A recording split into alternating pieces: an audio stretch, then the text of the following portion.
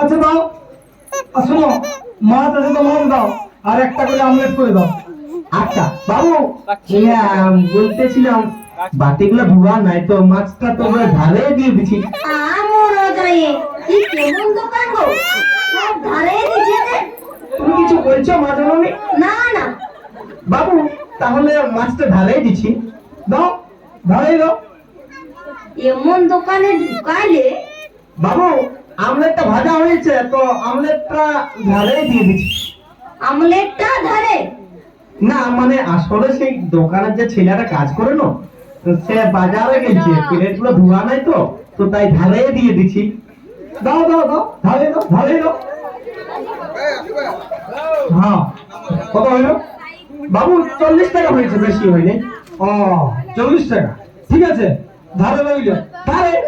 আমার দোকানে ধার চলে না তো, আমার নকলের দোকান। নগদ সালা, ডাল দিলি ধারে, তরকারি দিলি ধারে, মাছ দিলি ধারে, আমলেট দিলি ধারে, আর পয়সা না মিলি নগদ। পুগুলা যখন ধার হয়েছে তখন এটা ধারেই থাকিবে।